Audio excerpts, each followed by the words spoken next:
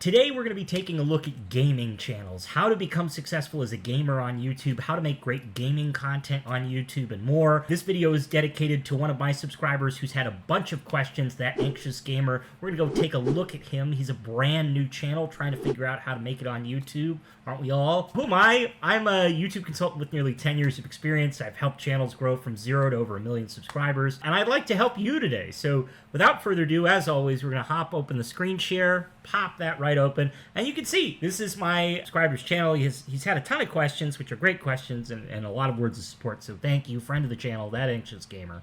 Before we dive into a review of this, I think it's really important to ask yourself one question when you're starting a gaming channel.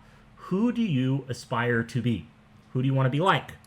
Do you want to be like Jacksepticeye? Do you want to be like Markiplier and do content like Markiplier? But if you're not consuming a lot of gaming content on YouTube, you should be if you want to be a successful gaming YouTuber, and you should have a competitive set or a group of names that you aspire to be like. My requirements for that are that they have 1 million subscribers or close to 1 million subscribers, just like Doug, Dr. Disrespect. Step 1, don't even look at your content. Look at other people's content. What are the successful people doing correctly? So you want to look at the big gaming channels in the space and understand what they're doing to become successful. And what are the 4 variables that you need to use to do that? Title, thumbnail, topic, first 8 seconds. Those are the 4 main variables of YouTube. They have a lot to do with click-through rate. Click-through rate is everything. It's how you get views. If you have a high click-through rate, you will succeed. If you have a low click-through rate, you will not get a ton of views and you won't get a ton of traffic. So it's important to break down, you know, Markiplier or Jacksepticeye or whoever's thumbnails, titles, topics, and intros to see what they do correctly. Seeing as how your channel, That Anxious Gamer, your channel is sort of more of like a gaming Twitch stream-esque channel, right? More of a Let's Play type channel. I actually don't want to look at Markiplier and I don't want to look at Jacksepticeye because they do slightly different content. Let's open a few of the most popular videos on Doug and Dr. Disrespect and look at what they do that's so great. So first off, Dr. Disrespect, very famous Twitch streamer who left Twitch and made his way to YouTube. Let's look at what his visuals look like. I don't even want to look at his thumbnail right now. What does his content look like? Let's just open it and look at it for a few seconds. So I don't even need to listen to anything he's saying. We don't even need to press the play button on this. Look at the framing of this, right? Look where Dr. Disrespect is in frame. He's out of the frame. The action is really centered on the game, and the game takes up 90% of the screen space. But I can still very clearly see Dr. Disrespect in frame, and I know the play bar covers him up. That's actually okay, because here's what happens when I go into theater mode and let it play for a few seconds. It goes away. Right? So you shouldn't worry about the play bar covering you up. That's fine. But you do generally want to be at the bottom of the screen, either on the left-hand side or the right-hand side, just like Dr. Disrespect. Let's take a look at Doug. These are some of his most popular videos. Hey, this is Doug, where we solve problems that no one has. Today I'm going to try to drive around the entire map of GTA 5. See how quickly he gets to the subject and explains the challenge of what he's going to do for the day? Doug is quick. That's why he's so successful, is because he creates these incredibly clever challenges. GTA 5, but if I say cop, then the cops try to kill me. What a great, clever challenge. But you don't even need like some advanced programming challenge like Doug. You just need to title your video well and explain what your video is going to be about up front, clearly and concisely. But if I say the... Look at how he's framed. He's in the bottom left-hand corner of the screen. The screen is still taking up 80% of the space, and he's elected to keep his Twitch chat, right? This is clipped. A lot of this footage is clipped from his Twitch streams to create this YouTube video, but this is how he frames himself on Twitch. He takes up a very small percentage of the screen, and he's also in the bottom of the screen. So these are all important things to watch out for, and you can see these are the kind of thumbnails that I think That Anxious Gamer you want. I think you're more of a Doug YouTuber where you are a presence that is active on camera. So it's worth watching some of what Doug does, and you should see he edits the crap out of these to keep them engaging. He puts his best shot up front. He adds in voiceover to explain what the challenge or activity is for the day and what you're going to go do. He does a lot of things right to set up whatever he's going to go and talk about. And then look, his face is in all of these thumbnails. These are fantastic thumbnails. They have text that's very clean, very readable, features these big expressive faces from Doug, like an open mouth, like a big shocked mouth expression, like, or ah, you know, all of that stuff can really help increase clickability and views.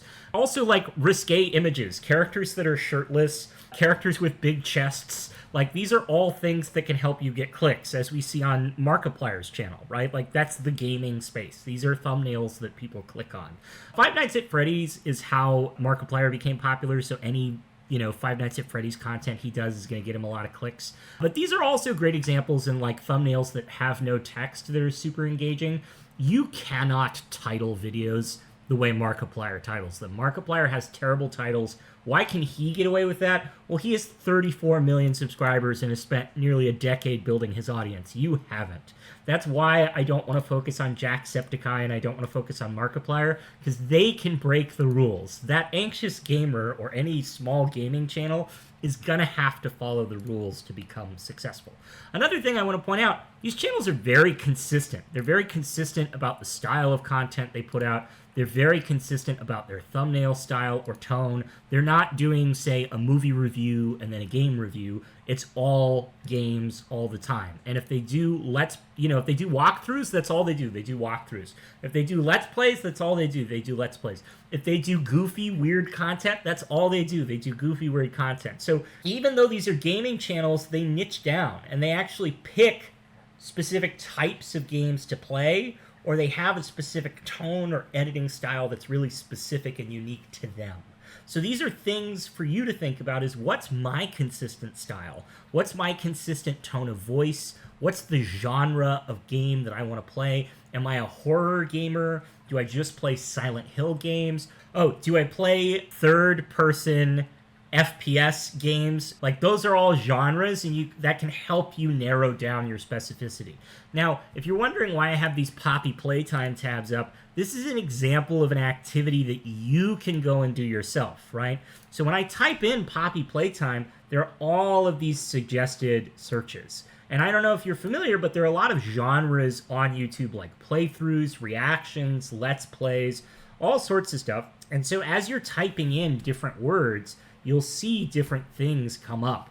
And these can help give you content ideas or style of content ideas. What you do is you just scroll.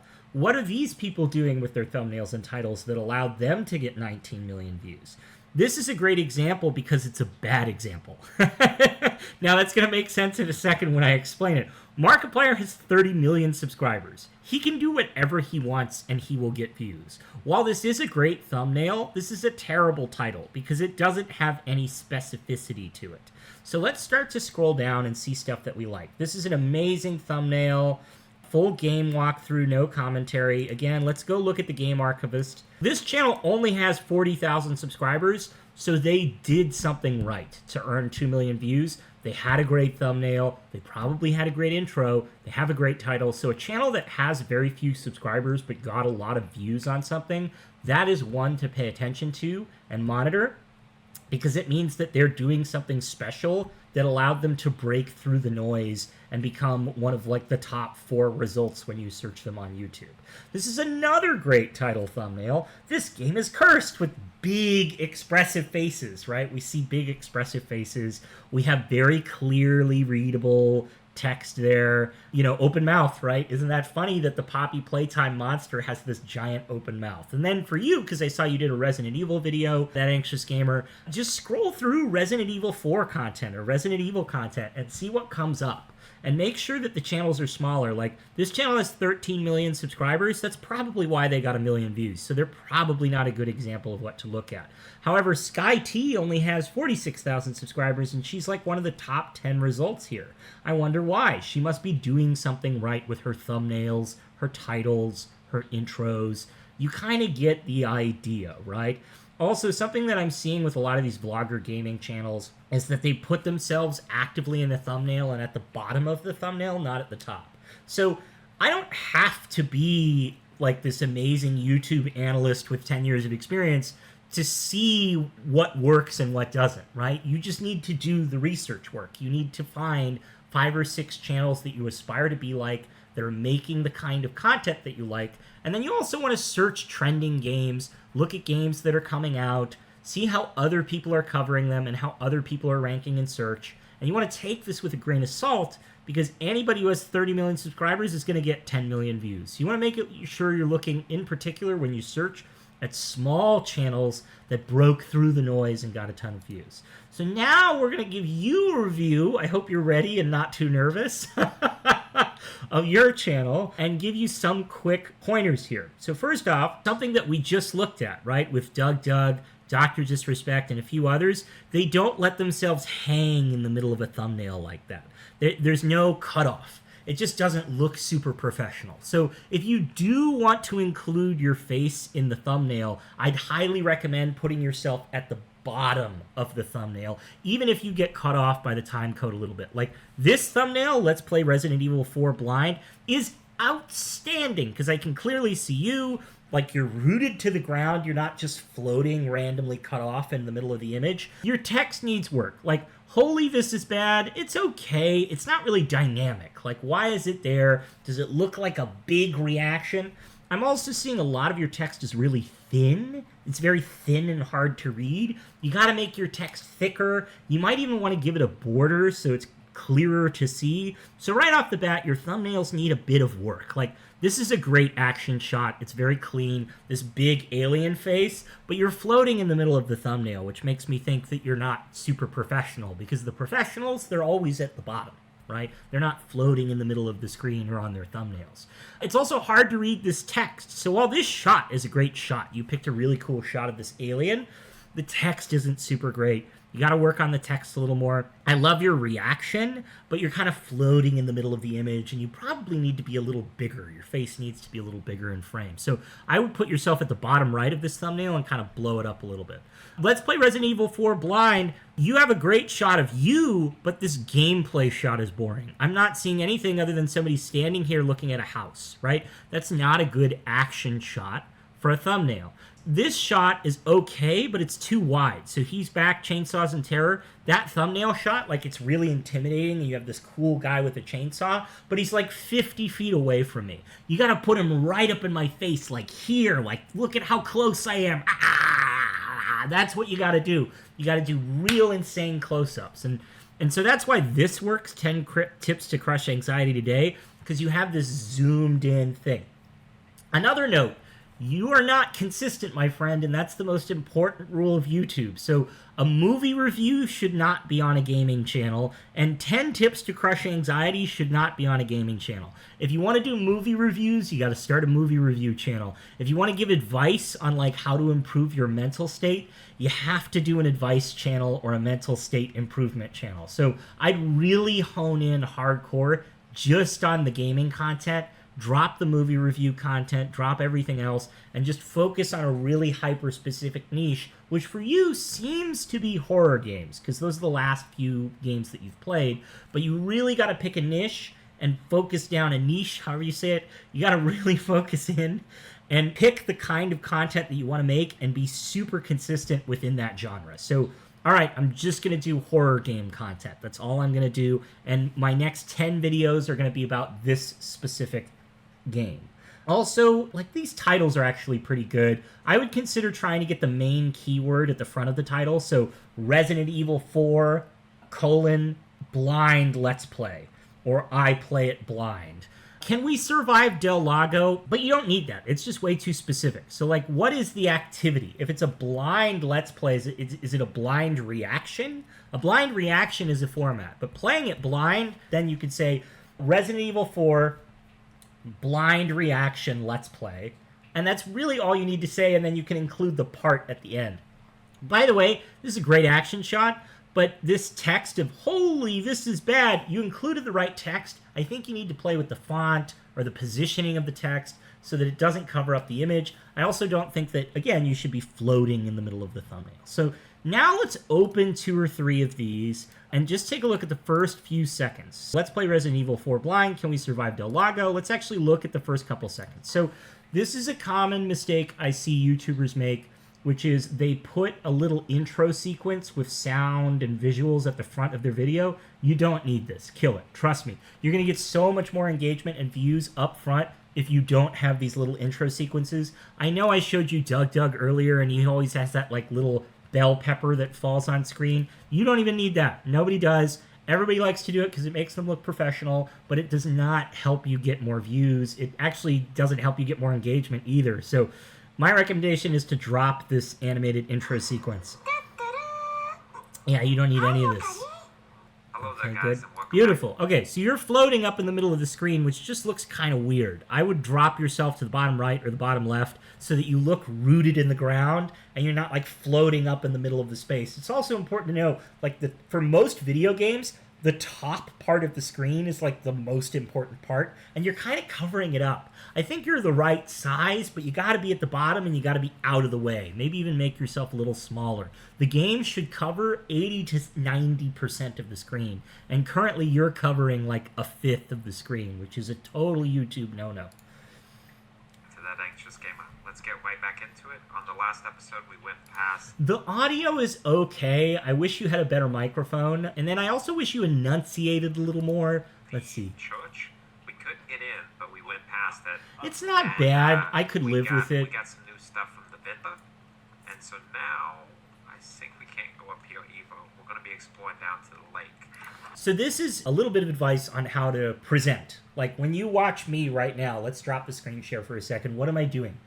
I'm moving. I'm talking with my hands. I'm looking at the screen while I'm talking to you. I'm moving around, right? That's all really engaging and stuff that people want to see. I'm also speaking really concisely and really quickly to convey as much information as possible. Because what you think is lightning fast, like I really feel like I'm speaking lightning fast right now, when you go back and look at your recording, it's going to feel slow. In reality, I'm only speaking at like a normal speaking pace. I'm not speaking that fast, but it feels like I'm speaking really fast because I'm on camera. So you got to work on being really concise, really quick, and conveying your information really quickly. Like, hey guys, today we're going to play Resident Evil 4, and you don't even need all this energy. Like, I know I'm being loud and I have all this energy, but you really can be like, hey guys, today we're going to be playing Resident Evil 4, we're going to be looking at this stage, and we're going to be covering these things. Some of the activities we did in the last video. Do you see how concise and quick I'm talking? That's going to help you a lot. So I think that's everything. We talked about a competitive set, which you absolutely need. We talked about working on thumbnails, making text more readable. I actually like that you include your face, but you shouldn't be floating in the middle of the thumbnail. You got to be consistent. Be consistent about the type of content that you're making. Titles, keep playing with your titles. Your titles actually aren't that bad. I would really work on your thumbnails, and then I would kill that little intro sequence. You don't need it. It's not helping you. All right, well, I hope that was helpful. That was a bit of a tutorial on how to start a gaming channel on YouTube. If you found this engaging, please subscribe. I hope to hear from you. Feel free to hit me up in the comments if you'd like your own channel review, and I'll catch you guys later. Thanks, gang. Bye.